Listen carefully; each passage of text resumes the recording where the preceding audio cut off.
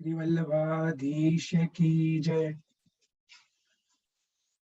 भगवत कृपाથી જે આપણે બ્રહ્મ સંબંધના સત્રને આપણે આજે આગળ વધારતા ખૂબ કૃપા શ્રી પુરુષોત્તમ લાલજી મહારાજ શ્રી આપણા ઉપર કરીને એ સત્ર આપણને સમજાવી રહ્યા છે, તો એને આપણે પુનઃ આગળ વધારીએ અને શ્રી અનુગ્રહ બાબાને વિનંતી કરું છું કે આપ આપના વચનામૃત દ્વારા અમને કૃતાર્થ કરશો। શ્રી વલ્લભાધીશ की जय।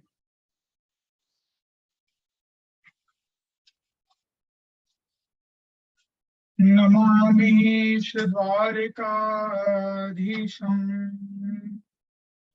शोभया नित्यसेवितम्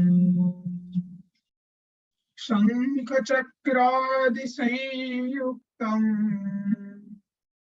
घनश्यामं चतुर्भुजम् नमामि श्रीलालप्रभुः विठ्ठलेश सुपूजितम् आनंद घन गौरांगम् यशोदोत्संगलालितम्।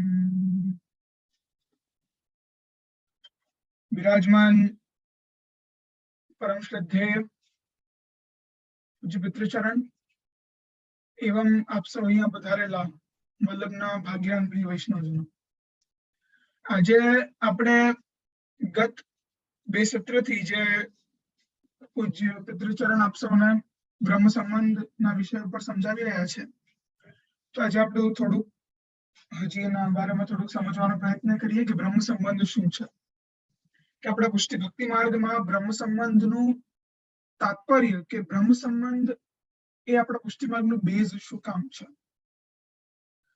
સૌ પ્રથમ તો જો બ્રહ્મ સંબંધ માટે જે ગ્રંથ લખાયું શ્રી મહાપ્રભુજીએ લખ્યું છે સિદ્ધાંત રહસ્ય, એમાં શ્રી આજ્ઞા કરે છે કે સાક્ષાત ભગવદા પ્રોક્તમ તદક્ષરસ ઉચ્યતે, એટલે જેમ પ્રભુએ મહાપ્રભુજીને આજ્ઞા કરી હતી કે શ્રાવણ શુક્લ એકાદશીને એટલે જેને આપણે પવિત્ર અગિયારસ કહીએ છીએ એ દિવસમાં એ દિવસે મધ્યરાત્રિમાં એ કાલમાં પૂજ્ય શ્રી મહાપ્રભુજીને પ્રભુ પ્રકટ થઈને બ્રહ્મ સંબંધ એટલે ગદ્ય મંત્રની દીક્ષા આપી અને પછી આજ્ઞા કરી કે આ જ ગદ્ય મંત્રની દીક્ષા આ બધા જ વૈષ્ણવોને પ્રદાન કરજો, જેનાથી બધા જ વૈષ્ણવોને શરણે આવશે।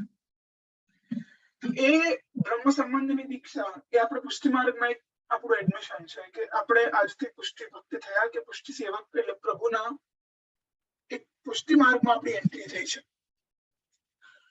જો જેમ એમાં મહાપ્રભુજી આજ્ઞા કરે છે કે શ્રાવણ શ્યામલે પક્ષે એકાદશ્યા મહાનશી સાક્ષાત ભગવતા પ્રથમ, કે બ્રહ્મથી જે સંબંધ થાય છે અને જે આપણું બ્રહ્મ જોડે જે સંબંધ થાય છે સ્વયં પ્રભુ એમની સાક્ષાત પ્રકટ થઈને મહાપ્રભુ વલ્લભાચાર્યજીને આજ્ઞા કરી હતી કે સાક્ષાત બ્રહ્મ જોડે આ બધા જીવોનો સંબંધ થવાનો છે। આપણા પુષ્ટિ માર્ગમાં બે પ્રકારની દીક્ષા છે। પ્રારંભિક દીક્ષા જેને આપણે નામ નિવેદન કહીએ છીએ, જેમાં શ્રી કૃષ્ણ શરણમ મમ જે અષ્ટાક્ષર મંત્ર છે એ મંત્ર આપવામાં આવે છે, અને બીજી જે ઉચ્ચ કોટીની દીક્ષા છે જે એક એડવાન્સ લેવલ છે એ છે આત્મનિવેદન કે બ્રહ્મ સંબંધ, જે આપ સૌ વૈષ્ણવોને સેવાનો અધિકાર અપાવે છે। હવે એ જ આત્મનિવેદનને આપણે બ્રહ્મ સંબંધ કહીએ છીએ, અને જેમ નામ સ્વરૂપ એટલે નામ સ્મરણમાં આપણે શ્રી કૃષ્ણ શરણમમાં આપણને મંત્ર મળે છે, એવી રીતે બ્રહ્મ સંબંધમાં આચાર્ય દ્વારા શિષ્યને ગદ્ય મંત્રનું ઉચ્ચારણ કરવામાં આવે છે, જે આપણે સૌ તુલસી પત્ર હાથમાં લઈને પ્રભુ સન્મુખ બોલીએ છીએ એ ગદ્ય મંત્ર છે। આ મંત્રમાં આપણે ભગવાન કૃષ્ણને આપણું સર્વ સમર્પણ કરી દઈએ છીએ કે હે પ્રભુ આ સમગ્ર સંસારમાં બધું જ આપનું છે, મારું કઈ જ નથી। અને જે ગોપીજન વલ્લભ એવા પ્રભુને આપણે આપણું સમગ્ર જીવન કે આજ પછીનો મારો જે પણ જીવન હું જીવીશ એ આપની માટે જ જીવીશ, આપણે સંસારને પ્રભુથી જોડી દઈએ છીએ। જેમ મહાપ્રભુજી આજ્ઞા કરે છે ષોડશ ધનમાં કે ગ્રહમ સર્વાત્મક મહાપ્રભુજી આજ્ઞા કરે છે ગ્રહમ સર્વાત્મના ત્યાજ્યા ત્યક્તમ ન શક્યતે કૃષ્ણાર્થે તત્પ્રવંજીતે કૃષ્ણાનર્થસ્ય મોચકઃ, કે યદિ તમારાથી તમારું ઘર છૂટતું નથી, સંસાર છૂટતું નથી, તો તમે સંસારને પ્રભુ સાથે જોડી દો, તો એ તમારું સાચું અલૌકિક જીવન કહેવાય. અને શ્રી મહાપ્રભુજીએ એક જીવ જે પ્રભુને સમર્પિત કરે છે એ મંત્ર છે બ્રહ્મ સંબંધ દ્વારા આપણે બધું પ્રભુને સમર્પિત કરીએ છીએ. બ્રહ્મ સંબંધ લેવાથી આપણને સેવાની યોગ્યતા મળે છે કે સેવા કરવાનો અધિકાર આપણને પુષ્ટિમાં મળે છે કે આજ પછી આપણે પ્રભુની સેવા કરી શકીએ. એ અધિકાર આપણને મહાપ્રભુજી આપે છે. અને જે આપણે સમર્પણ કરવાની વાત આવી તો કુંભનદાસજીનો ખૂબ જ સુંદર પ્રસંગ કે એ એક વખત જ્યારે શ્રીનાથજીને જલેબી આરોગવાનું મન થયું ગુસાઈજીના ઉત્સવના દિવસે. હવે એ ગુસાઈજીનો જન્મદિવસ હતો એ દિવસે અને બધા જ શ્રીજીના સેવકો સેવામાં લાગી રહ્યા હતા. એ સમયે શ્રીજીની ઈચ્છા થઈ કે હવે આવતીકાલે શ્રી ગુસાઈજીનો જન્મદિવસ છે તો આપણે શ્રી ગુસાઈજીને એટલે શ્રી મારો હું એવું પોતા માટે ઉત્સવ મનાવું જેમ કાકાજી મારો જન્મદિવસ કે મારો જે ઉત્સવ છે જન્માષ્ટમી એટલા ધૂમધામથી મનાવે છે તો મારે પણ કાકાજીના જન્મદિવસે કંઈક ઉત્તમ મનાવવું છે. તો બધા જ સેવકોને આજ્ઞા કરી કે જલેબી ઉત્સવ રાખીએ. તો બધા જ કંઈક સેવા પધરાવી, કિંચિત જે સેવા પધરાવી શકતા હતા બધા જ પધરાવી. છેલ્લે કુંભનદાસજીનો વારો આવ્યો. કુંભનદાસજી ખૂબ નિષ્કિંચન ભાવવાળા વૈષ્ણવ હતા. એમની પાસે કઈ વધારે આજીવિકાનો સાધન હતો નહીં. કેવલ એમની પાસે એક પાડી હતી. એની ઉપર જંગલમાં જે લાકડા કાપીને બજારમાં જઈને વેચ્યા. એમનું આજીવિકાનું સાધન હતું. હવે એમને એક ક્ષણને વિચાર કર્યા વગર પણ કે હું કાલે જીવીશ કે નહીં, કાલે મારું પેટ ભરી શકીશ કે નહીં, કે કાલે મારી શું હાલત થશે એ વિચાર્યા વગર એમની પાડી વેચી નાખી. કે શ્રીજી માટે જ કરવું છે ને જીવી પણ શ્રીજી માટે જ છે. તેમને પોતાનું આજીવિકાનું સાધન જ પ્રભુની સેવામાં એમને પધરાવી દીધું. ને એ સમયે એના જે રૂપિયા આવ્યા એમને પ્રભુની સેવામાં વિનિયોગ કરાવ્યા. તો એ ઉત્કૃષ્ટતા કે જો આપણે કોઈ બી વસ્તુ નેક્સ્ટ સ્ટેપ વિચાર્યા વગર જે છે પ્રભુનું છે, પ્રભુનું જોતું ને પ્રભુનું જ રહેવાનું છે એ જ વિચારીને यदि આપણે જીવન જીવીએ તો આપણું જીવન ખૂબ સરળ બની જાય. તો ઘણી વખત કેવું થાય ને ઘણા વૈષ્ણવોને એવો પ્રશ્ન જાગે કે ઘણી વખત પૂછતા પણ હોય છે કે હવે અમે બ્રહ્મ સંબંધ લીધું પણ અમને બ્રહ્મ સંબંધના દાતા યાદ નથી, અમારા ગુરુ યાદ નથી. હવે એની એક બહુ સુંદર વાત બધાને કહું કે કોઈ મનુષ્ય લગ્ન કરે હવે એને યાદ ન હોય કે મારા લગ્ન કોણે કરાવ્યા તો એ પાછા લગ્ન કરે ના કરે. કે પત્નીને પત્ની માનવું કે પતિને પતિ માનવું એ પોઈન્ટ ઓફ વ્યૂથી આપણે જોઈએ તો ક્યારે બી વૈષ્ણવ આપણે બ્રહ્મ સંબંધ લઈએ છીએ એ આચાર્યના ભાવથી લઈએ છીએ કે વલ્લભાચાર્યજી બાલકમાં બિરાજો છે. તો આપણે ત્યાં કેવી પરંપરા મોટાના મુખારવંથી સાંભળવામાં આવી છે કે यदि બ્રહ્મ સંબંધનું વિસ્મરણ થઈ જાય કે કોણ દાતા છે તો આપણે બ્રહ્મ સંબંધનું કેવલ સ્મરણ કરીએ છીએ. આચાર્ય બાળકો કૃપા કરીને અનુગ્રહ કરીને તમને બ્રહ્મ સંબંધ મંત્રનું સ્મરણ કરાવે છે અને દીક્ષા તો એક જ વખત લેવી પરંતુ પુનઃ તમને એ યાદ દેવડાવે છે, બોધ કરાવે છે કે તમે પ્રભુના જીવ છો ને આ તમને મંત્ર આપેલો હતો. તો એ બ્રહ્મ સંબંધ મંત્ર જે ક્યારે પણ નિષ્ફળ થતું નથી, ક્યારે પણ ઘણી બધી કિંવદંતીઓ છે બધી કઈ જ નથી. અને એટલે ઘણી બધી કિંવદંતીઓ છે તો ક્યારે બી આ બધી વસ્તુમાં ન માનવું. આપણે સદૈવ શ્રી કૃષ્ણ જ આપણી માટે બધું છે અને આચાર્ય ચરણ દ્વારા જ આપણે પ્રભુ સુધી પહોંચીએ છીએ. એ જ હૃદયમાં રાખીને આપણે બ્રહ્મ સંબંધ મંત્ર લીધું છે. અને આ બ્રહ્મ સંબંધ દ્વારા શ્રી મહાપ્રભુજી એમ આજ્ઞા કરે છે કે આ બ્રહ્મ સંબંધ દ્વારા પ્રભુના પ્રિય ભક્ત થઈ જાય છે અને ભક્તના પ્રિય પ્રભુ થઈ જાય છે. એટલે પ્રભુને પણ આપણે ગમવા લાગે છે અને આપણને પણ પ્રભુ ગમવા લાગે છે બ્રહ્મ સંબંધથી. અને આપણે આનાથી જે સેવાનો અધિકાર મળે છે કૃષ્ણ સેવા તો બધા જ કરી શકે. જે પુષ્ટિ માર્ગીય નથી એ પણ કૃષ્ણ સેવા કરે છે પરંતુ આપણે પુષ્ટિજીવ છીએ, આપણે ભક્તિ માર્ગનો એક સદસ્ય છે એ હિસાબે આપણે બ્રહ્મ સંબંધ લઈને પુષ્ટિ માર્ગ ના દ્રષ્ટાંત હિસાબે, પુષ્ટિ માર્ગના સિદ્ધાંત હિસાબે જેમ પૂજ્ય પ્રભુચરણે રાગ ભોગ શૃંગાર 3 ના પ્રકારથી સેવા બતાવી છે, એને ફોલો કરીને આપણે સેવા કરીએ છીએ. તો એ ક્યારે થાય? જ્યારે આપણે બ્રહ્મ સંબંધ લઈએ, આપણે પુષ્ટિ માર્ગમાં એન્ટર થઈએ, ત્યારે જ આ બધું પોસિબલ છે. જેમ મહાપ્રભુજી આજ્ઞા કરે છે કે અંગીકૃત્ય એવ ગોપીશ વલ્લભીકૃત માનવા, આમાં સર્વોત્તમજીમાં ગુસાઈજી કે શ્રી મહાપ્રભુજી પ્રભુને અંગીકાર કરાવે છે જીવને, કે અંગીકાર માત્રથી જ ગોપીજન વલ્લભ જે છે એમને આપણે પ્રિય થઈ જઈએ છીએ, કે કેવલ તુલસી પત્ર સમર્પ્યું પ્રભુના ચરણારવિંદમાં, બસ તમે પ્રભુના પ્રિય થઈ ગયા, એટલું ઈઝી છે આપણું પુષ્ટિમાં. પણ સાથે કેવું છે કે જ્યાં બધા જ અન્ય માર્ગોમાં પ્રભુ આપણને મળવા એ એન્ડ સ્ટેજ છે, કે છેલ્લું પગથિયું છે. અને પુષ્ટિ માર્ગમાં તો આપણને પગથિયું ભરતા પહેલા જ આપણા માટે સેવા પધારી જાય છે, પ્રભુ આપણને મળી જાય છે. તો એમ પુષ્ટિ માર્ગ કેટલો વિલક્ષણ છે. તેવી રીતે જ સદૈવ આપણે બ્રહ્મ સંબંધને એક વૈષ્ણવ હોવાને ઓલાથી કે આપણે વૈષ્ણવ છીએ, આપણે નિભાવવું જ જોઈએ. અને આપણે બ્રહ્મ સંબંધ કેમ લઈએ? જો જેમ એક આપણે બાકસ હોય, માચીસ હોય, એને આપણે સળગાવીએ, પછી સળગે તો ઠીક, નહીં તો થોડીક વાર પછી ઓલવાઈ જાય, એમાં પછી અગ્નિ રહેતી નથી. એવી રીતે જ આપણે બ્રહ્મથી અલગ પડેલા છીએ, જે જીવ છે બ્રહ્મથી અલગ પડેલા છે. અને પાછી તમે માચીસ કોઈ અગ્નિના સાધનમાં રાખો તો પાછી એમાં અગ્નિ પ્રજ્વલિત થઈ જાય. તો એવી રીતે આપણે બ્રહ્મથી અલગ પડ્યા છીએ, અને આપણને જણાવનાર કે તમે બ્રહ્મના જ અંશ છો, કે તમે કૃષ્ણના જ અંશ છો, એ કાર્ય ગુરુ કરે છે, કૃષ્ણ વલ્લભ કરે છે. એ વલ્લભની કૃપાથી આપણને પ્રાપ્ત થાય છે, કે આપણને જાણવા મળે છે બ્રહ્મ સંબંધ દ્વારા કે આપણે કૃષ્ણનો જ એક અંશ હતા અને આપણે આ જગત માયાના જાળમાં ફસાયેલા છીએ. એટલે આપણે પૂર્વકાળમાં કૃષ્ણનો જ અંશ હતા અને હવે આપણે આ જીવ જગતમાં ફસાયેલા છે. તો મહાપ્રભુજી આપણને એ જ્ઞાત કરાવે છે કે તમે સાચેમાં પ્રભુના જ અંશ છો. જેમ કહેવામાં આવે છે કે સર્વમ ખલ્વિદમ બ્રહ્મ, કે બધું જ વાસ્તવમાં બ્રહ્મ છે.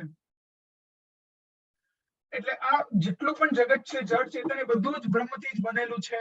આ વેદ વચનો ઘણા બધા કહેલા છે. એમ તો બધાને સ્વાભાવિક રીતે બ્રહ્મ સંબંધ છે જ, પરંતુ વિસ્મૃતિ થઈ જાય છે, કે પ્રાય લુપ્તપ્રાય થઈ જાય છે. તો કોઈ બી મનુષ્યને જ્ઞાત કરવા માટે અલગ અલગ માર્ગોની અલગ અલગ દીક્ષા હોય છે, કે તમે બ્રહ્મનું સ્વરૂપ છે. એમ આપણે પુષ્ટિ માર્ગની બ્રહ્મ સંબંધ છે. અને બ્રહ્મ સંબંધ લેવાથી આપણે જેમ કયું અધિકારી બનીએ છીએ, તો આપણા બધા જ દોષોની નિવૃત્તિ થઈ છે. જેમ મહાપ્રભુજી આજ્ઞા કરે છે કે બ્રહ્મ સંબંધ કરાત સર્વેષાં દેહ જીવો સર્વદોષ નિવૃત્તિર્હિ દોષા પંચવિધસ્ત, કે 5 પ્રકારના જે દોષ છે જીવના, તિરોહિત થઈ જાય છે, કે સેવામાં બાધા નથી આવતી, કે સેવા કરતા આ 5 વસ્તુ કે આ 5 દોષ આપણને બાધા કરતી નથી. જે લૌકિક આદિ દોષો હોય છે. તો આ બ્રહ્મ સંબંધ નું જે પ્રકટીકરણ હતું, શ્રી આનંદગંજ કૃષ્ણચંદ્ર મહાપ્રભુજીને બ્રહ્મ સંબંધનું મંત્ર પ્રદાન કર્યું. એ પછી મહાપ્રભુજીએ સિદ્ધાંત રહસ્યનું ગ્રંથ લખ્યું. તો આપણે થોડું સિદ્ધાંત રહસ્ય ઉપર ચર્ચા કરીએ કે સિદ્ધાંત રહસ્ય નો અર્થ શું છે. જે શ્રાવણ માસની શુક્લ પક્ષની એકાદશીમાં પ્રભુએ પ્રગટ થઈને મહાપ્રભુજીને બ્રહ્મ સંબંધ દીક્ષા આપી. આગળ આવે છે બ્રહ્મ સંબંધ કરણાત સર્વેષાં દેહ જીવો સર્વદોષ નિવૃત્તિર્હિ દોષા પંચવિધા સ્મૃતા, કે જેમ મેં અત્યારે જ થોડી વાર પહેલા કહ્યું કે 5 દોષની નિવૃત્તિ થાય છે. એટલે સહજ, દેશ, કાલ, લોકવેદ આદિ જે સંયોગજને સ્પર્શ, 3 દેહ ને 2 જીવના દોષ છે, એ બધાનો નાશ થાય છે. તો બ્રહ્મ સંબંધ લેવાથી આપણને આપણે જે કૃષ્ણચંદ્રની સેવા કરી રહ્યા છીએ, આપણને અધિકાર મળે છે. બ્રહ્મ સંબંધ વગર આપણે પુષ્ટિ માર્ગમાં સેવા ના કરી શકીએ. એ કેવલ આપણું નામ નિવેદનથી જ એક પુષ્ટિ માર્ગમાં નાનકડી એવી એન્ટ્રી થાય છે. તમે પ્લે ગ્રુપમાં હો તો તમે 10th ની એક્ઝામ ના આપી શકો. કેવી રીતે નામ નિવેદન એક બેઝિક પેલું છે, એક પગથિયું, અને પછી ધીરે ધીરે આપણે બ્રહ્મ સંબંધ લઈને પ્રભુની સેવા કરીએ છીએ. આગળનો સિદ્ધાંત રહસ્યમાં આપણે અર્થ આવતા સત્રમાં લેશું.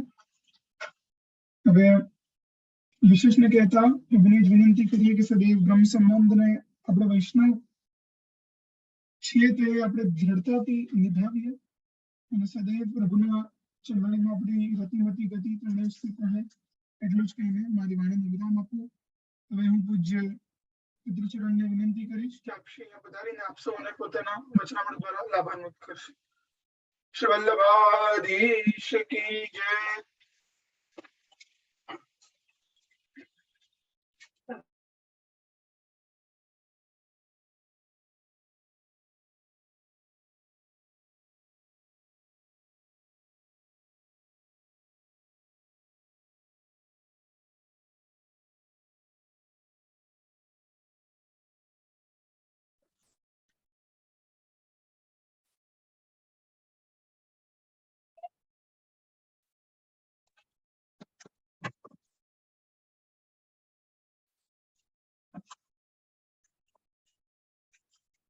नमामि श्री द्वारिकाधीशं शोभया नित्य सेवितं शंख चक्रादि संयुक्तं घनश्यामं चतुर्भुजम् अज्ञानतिमिरान्धस्य ज्ञानाञ्जन शलाकया चक्षुरुन्मीलितं येन तस्मै श्री गुरवे नमः. बोलो श्री द्वारिकाधीश की, श्री लाल प्यारे की.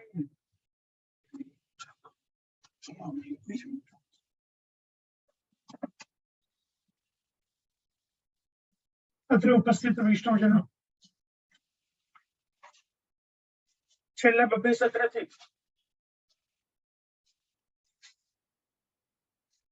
બ્રહ્મ સંબંધ ઉપર આપણે સૌ યથામતિ અનુસાર પૂર્વાચાર્યોની વાણી આપણે કંઈક હદે એનું સ્મરણ કરી રહ્યા હતા. ગઈ વખતે બ્રહ્મ સંબંધમાં આપણા જીવનમાં આપણા ગુરુદેવ શ્રી આચાર્ય ચરણનો શું રોલ છે એ ઉપર સમજવાનો યથાર્થ પ્રયત્ન કર્યો.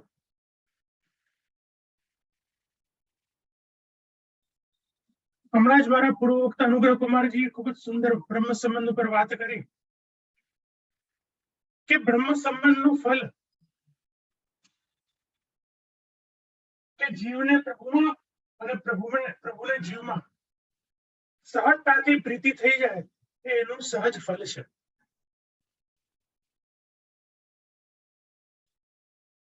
જીવના પ્રકારની જે વાત કરી ત્યારે શ્રી મહાપ્રભુ શ્રી વલ્લભે પુષ્ટિ પ્રવાહ મર્યાદા ભેદ ગ્રંથમાં જીવના પ્રકાર બતાવ્યા છે અને જીવના પ્રકારની સાથે સાથે કયા પ્રકારનું જીવ છે એનું ફલ શું છે એ પણ ખૂબ જ સુંદર રીતે આપણને બતાવ્યું છે. બહુ જો આ બધી વસ્તુ બહુ જ બૃહદતાથી સમજવા જશો તો ઘણો સમય લાગશે, પણ એની જ્યારે બ્રહ્મ સંબંધને આપણે સમજીએ છીએ ત્યારે શરૂઆતથી જ એને સમજવું પણ ખૂબ જરૂરી છે. જેમ બ્રહ્મ એટલે સ્વયં ભગવાન, ગુરુ અને જીવ, ત્રણેયનું જ્યારે મિશ્રણ થાય ત્યારે જ બ્રહ્મ સંબંધની જીવનમાં વ્યવસ્થા સચવાય. એટલે બ્રહ્મના તત્વને પણ સમજવું જરૂરી છે, બ્રહ્મ સંબંધ પ્રદાતા આપણા ગુરુદેવના સ્વરૂપને પણ સમજવું જરૂરી છે અને એક જીવ જ્યારે આપણે બ્રહ્મ સંબંધ લઈએ છીએ તો એ બ્રહ્મ સંબંધ લીધા પછી એનું ફલ શું છે એ પણ સમજવું જરૂરી છે. કારણ કે સ્વયં આચાર્ય ચરણે ચતુશ્લોકીમાં ધર્મ અર્થ કામ મોક્ષ જે 4 પુરુષાર્થ બતાવ્યા છે એ 4 પુરુષાર્થમાં મોક્ષ પુરુષાર્થ હરેક જીવે 4 પુરુષાર્થનો વિચાર કરીને પોતાના જીવન વ્યાપન ને આગળ વધારવું જોઈએ. પણ મોક્ષ પુરુષાર્થ છે, મોક્ષનું ડેફિનેશન દરેક ધર્મમાં અલગ અલગ છે. કોઈ દુઃખ નિવૃત્તિને મોક્ષ માને છે, કોઈ આત્મોદ્ધારને મોક્ષ માને છે, પણ મહાપ્રભુજીના મતે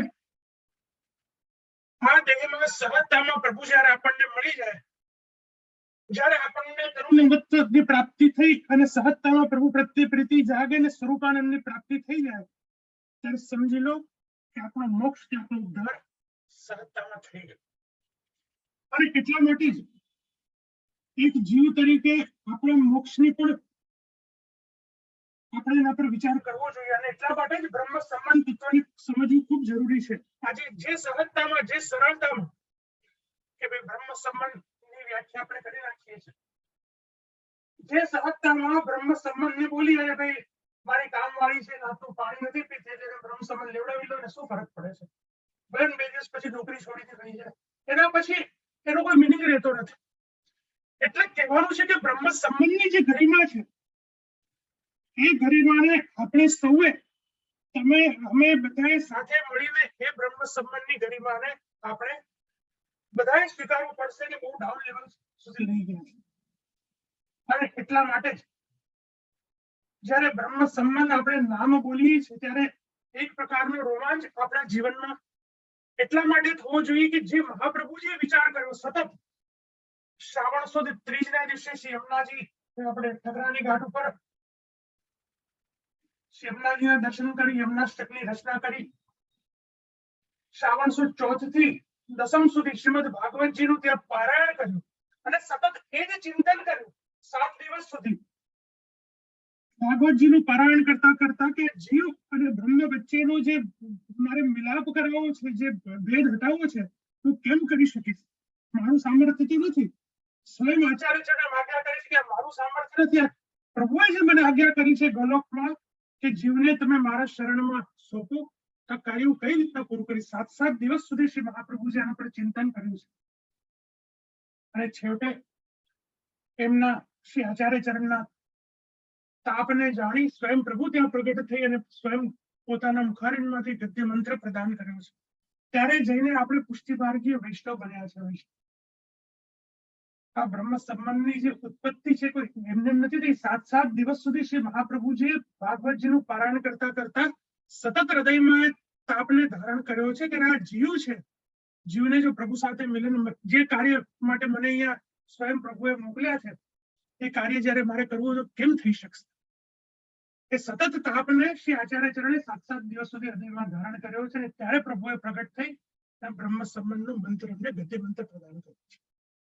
આજે આપણે સહજતામાં એને સ્વીકાર કરી અને પછી એની ગરિમા જ્યારે નથી જાળવતા ત્યારે ખરેખર હૃદયને કંઈક અંશે દુઃખ થાય છે. સ્વયં બિંદુ સૃષ્ટિ અને નાદ સૃષ્ટિ આપણે આચાર્ય ચરણ બાળકો અને વલ્લભીય વૈષ્ણવજનો આ બધા જ સાથે મળીને પુષ્ટિમાર્ગીય દ્રષ્ટિકોણથી પુષ્ટિમાર્ગી વ્યવસ્થાનો એક પાસા બિંદુ બને છે.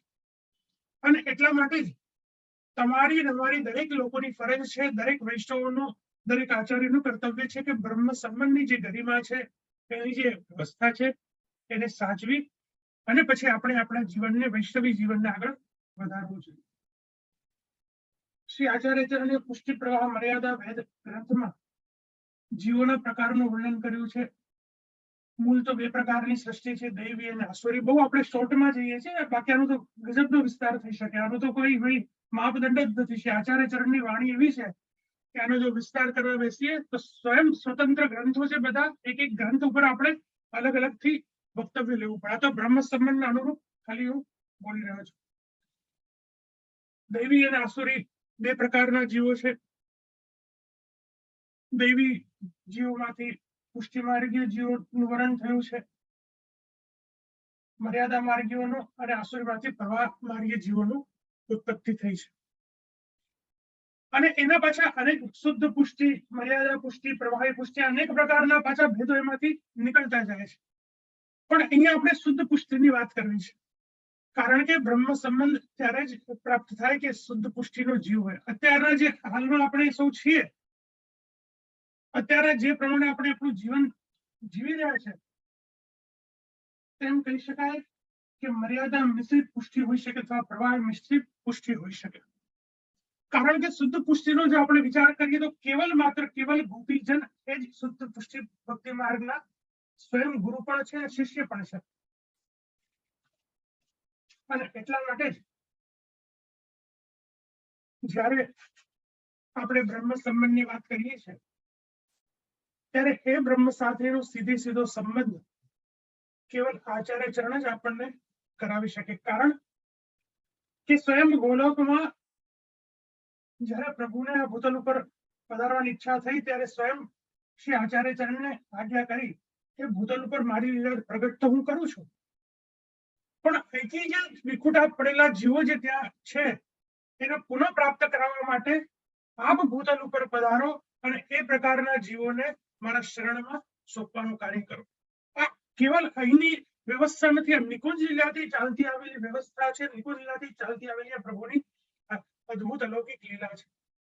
અને એટલા માટે જ અષ્ટસખાઓ સગુણદાસજી જેવા અષ્ટસખાઓ પણ ગાય છે કે લીલા હોતી જૂની નાતર લીલા હોતી જૂની, જો પેશી વલ્લભ પ્રભુ પ્રગટ ના હોત તો વસુધા રહેતી સુની નાતર લીલા હોતી જૂની. અને એટલા માટે જ વૈષ્ણવ આ ભક્તો આ સેવકો ક્યારે ગાઈ શકે કે જ્યારે સાક્ષાત એમને એ લીલાની અનુભૂતિ થઈ છે, સાક્ષાત એ લીલાના દર્શન થયા છે, સાક્ષાત એમને ખબર છે, એમને ગ્રંથોનું અધ્યયન કર્યું છે, વાંચન કર્યું છે, એમને શાસ્ત્રોનું વાંચન કર્યું છે, એટલે એમને ખબર છે કે બ્રહ્મ સંબંધ લીધા પછી અમારા જીવનમાં ગુરુનું મહત્વ શું છે, બ્રહ્મનું મહત્વ શું છે, અને એક જીવ તરીકે અમારું કર્તવ્ય શું છે. આજે આપણે સૌ વિચાર કરીએ કે પુષ્ટિ માર્ગની ભક્તિ પરંપરામાં જ્યારે આપણું વરણ થયું છે ત્યારે આપણે કોઈ સામાન્ય જીવ તો નથી. જ્યારે પુષ્ટિના જીવો છીએ ત્યારે પ્રભુએ કંઈક વિચાર કર્યો હશે, કોઈક લીલા સંબંધી આપણામાં એ વ્યવસ્થા હશે જે કોઈ પણ અપરાધવશ જ્યારે આપણે લૌકિકાસક્ત થયા છે ત્યારે પ્રભુએ કંઈક વિચાર કરીને જ આપણા જેવા જીવોને એમના ચરણમાં અંગીકાર કરાવ્યો છે. હવે પ્રભુએ તો પોતાનું કાર્ય ગુરુ દ્વારા પૂરું કરાવી લીધું. હવે અહીંયા રોલ આવે છે જીવનો. એ બ્રહ્મ સંબંધ લીધું. હવે અહીંયા જીવ તરીકે, એક વૈષ્ણવ તરીકે, એક પુષ્ટિ ભક્તિ માર્ગીય જીવ તરીકે હવે આપણો રોલ અહીંયા આવે છે કે આપણે હવે આપણા જીવનમાં શું કરવું જોઈએ.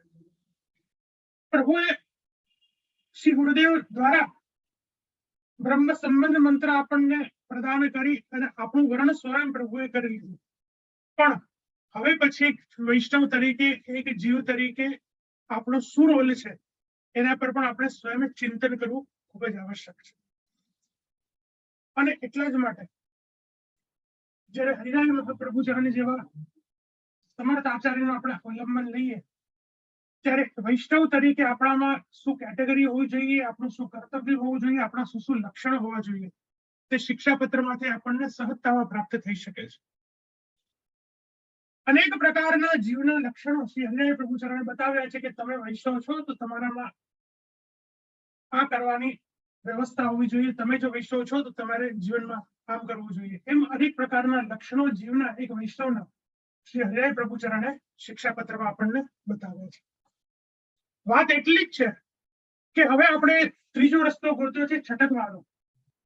અને એ છટકવાનો જ્યારે રસ્તો આપણે ગોત્યો છે ત્યારે ચોક્કસ સમજી લો કે જે બ્રહ્મ સંબંધનું ફલ છે, જે બ્રહ્મ સંબંધની વ્યવસ્થા છે, જે આપણે ધર્મ, અર્થ, કામ, મોક્ષ ચાર પુરુષાર્થને જ્યારે આપણે વિચાર કરીએ છીએ ત્યારે ધર્મથી લઈને મોક્ષ સુધી આપણે આગળ વધી શકશું નહીં. બસ બ્રહ્મ સંબંધ લીધું, તમે તમારા રસ્તે, અમે અમારા રસ્તે, આ કાર્યથી આપણે બસ પૂરું કરી લીધું.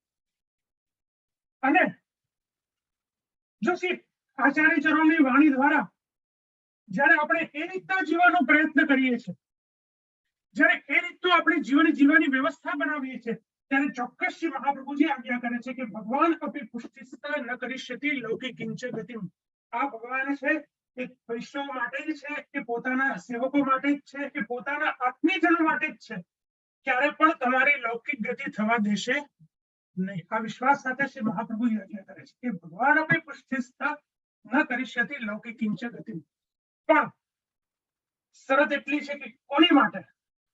તો એની માટે શ્રી આચાર્ય ચરણ આજ્ઞા કરે છે કે જે શુદ્ધ પુષ્ટિના જીવો છે, જેના જીવનમાં કેવલ પ્રભુ સિવાય બીજું કંઈ જ નથી, જે બેસે છે પણ પ્રભુ માટે, જે ઉઠે છે પણ પ્રભુ માટે, જે રડે છે પણ પ્રભુ માટે, જે હસે છે પણ પ્રભુ માટે, એમ પોતાના દૈનિક જીવનની દરેક ક્રિયા જ્યારે કૃષ્ણ માટે કરે છે, કૃષ્ણમય એનું જીવન જ્યારે બની જાય છે, ત્યારે શ્રી આચાર્ય ચરણ આજ્ઞા કરે છે કે ભગવાન આપણી પુષ્ટિ ન કરી શકે લૌકિક કિંચિત નથી.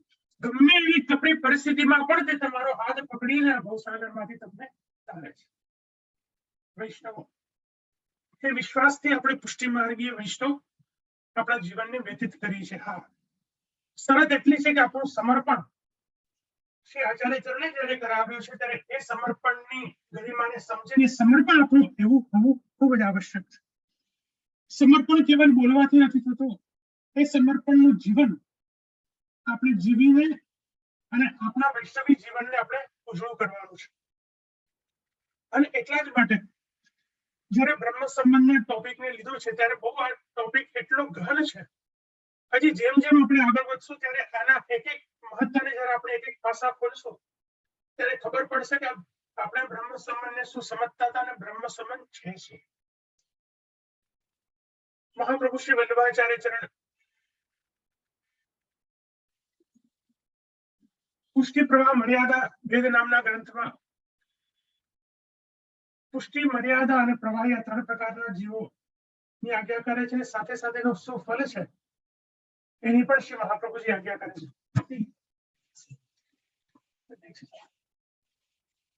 જે પુષ્ટિ માર્ગી જીવો છે એના માટે શ્રી મહાપ્રભુજી આજ્ઞા કરે છે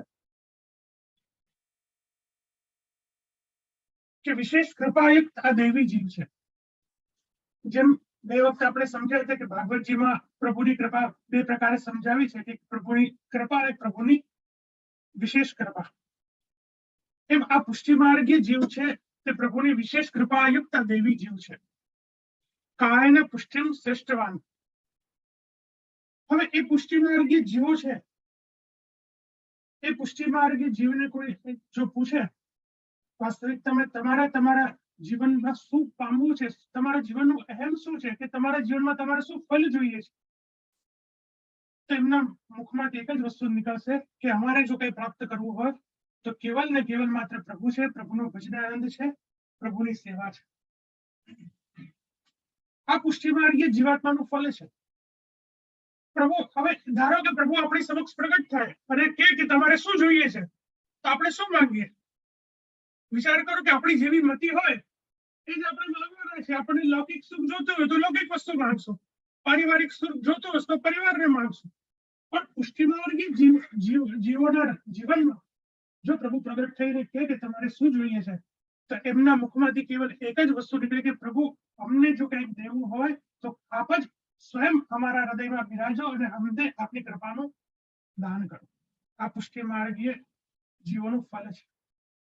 જેમ અહીંયા શ્રી મહાપ્રભુજીએ જીવોના ભેદ સમજાવ્યા છે એમ એના ફલની પણ ખૂબ જ સુંદર આજ્ઞા કરી છે કે તમે પુષ્ટિ માર્ગે જીવ છો તો તમારા જીવનમાં ફલ માત્ર કેવલ પ્રભુની પ્રાપ્તિ, કેવલ માત્ર પ્રભુની, એના સિવાય બીજું તમારું કોઈ લક્ષ્ય નથી અને બીજું કોઈ ફલ પણ હોવું જોઈએ નહીં.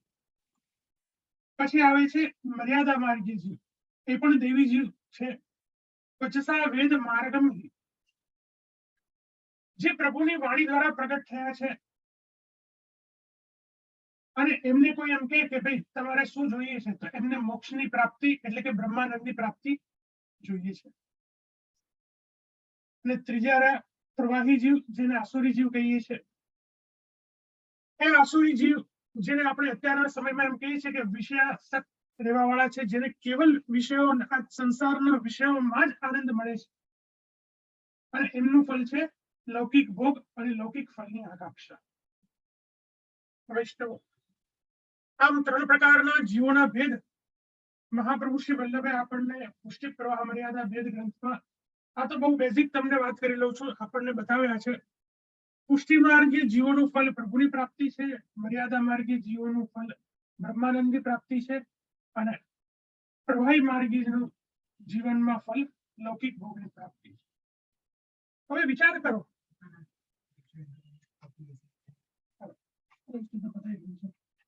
જ્યારે આપણે પુષ્ટિ માર્ગીય વૈષ્ણવ છીએ ત્યારે આપણે ચોક્કસ એ મનમાં પહેલા તો આપણો કોન્સેપ્ટ ક્લિયર રાખવો જોઈએ કે હું પુષ્ટિ માર્ગીય વૈષ્ણવ છું તો મારે મારા જીવનમાં કેમ આગળ વધવું છે. અને એટલા જ માટે વૈષ્ણવ કદાચ અહીંયા સમયની લિમિટ પૂરી થાય છે એટલે પ્રભુના ચરણોમાં જ વિનંતી કરું કે પુનઃ જ્યારે પાછું આપણે સત્સંગનું અવલંબન લઈએ ત્યારે આપણે આજે અધૂરો આપણો ટોપિક છે એને પૂર્ણ કરી અને પછી આપણે આગળ વધશું. બસ એટલું જ કહીને મારી વાણીને વિરામ આપું. શ્રી વલ્લભાઈ